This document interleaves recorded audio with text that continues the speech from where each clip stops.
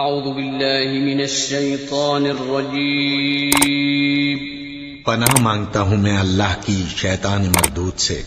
بسم اللہ الرحمن الرحیم شروع اللہ کا نام لے کر جو بڑا مہربان نہایت رحم والا ہے۔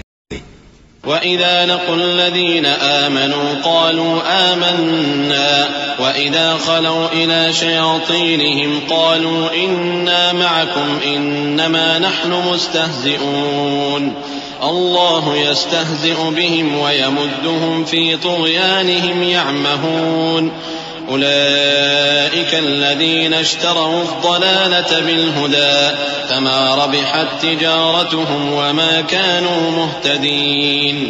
اور یہ لوگ جب مومنوں سے ملتے ہیں تو کہتے ہیں کہ ہم ایمان لے آئے ہیں، اور جب اپنے شیطانوں میں جاتے ہیں تو ان سے کہتے ہیں کہ ہم تمہارے ساتھ ہیں، اور مسلمانوں سے تو ہم ہنسی کیا کرتے ہیں۔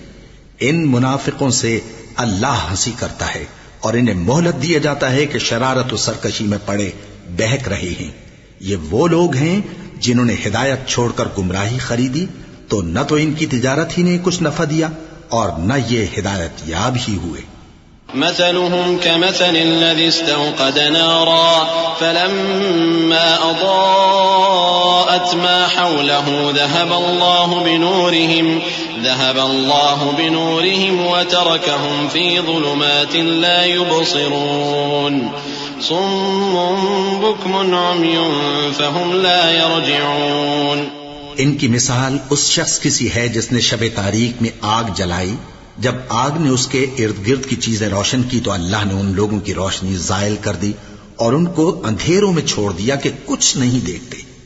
یہ بہرے ہیں، گونگے ہیں، اندھے ہیں کہ کسی طرح سیدھے رستے کی طرف لوٹ ہی نہیں سکتے۔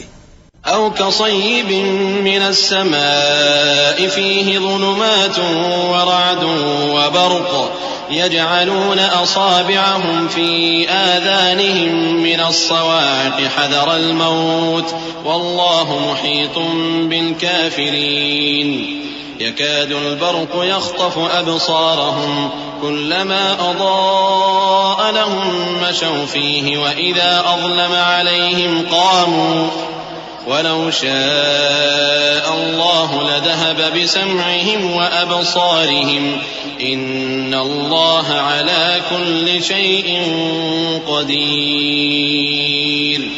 یا ان کی مثال میں کسی ہے کہ آسمان سے برس رہا ہو اور اس میں اندھیرے پر اندھیرا چھا رہا ہو اور بادل گرج رہا ہو اور بجلی کوند رہی ہو تو یہ کڑک سے ڈر کر موت کے خوف سے کانوں میں انگلیاں دے لے۔ اور اللہ کافروں کو ہر طرف سے گھیرے ہوئے ہے، قریب ہے کہ بجلی کی چمک ان کی آنکھوں کی بصارت کو اچک لے جائے۔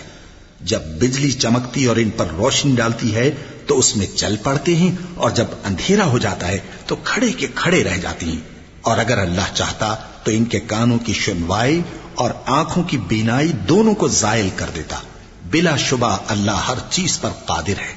يا أيها الناس اعبدوا ربكم الذي خلقكم والذين من قبلكم لعلكم تتقون الذي جعل لكم الأرض فراشا والسماء بناء وأنزل من السماء ماء فأخرج به من الثمرات رزقا لكم فلا تجعلوا لله اندادا وانتم تعلمون۔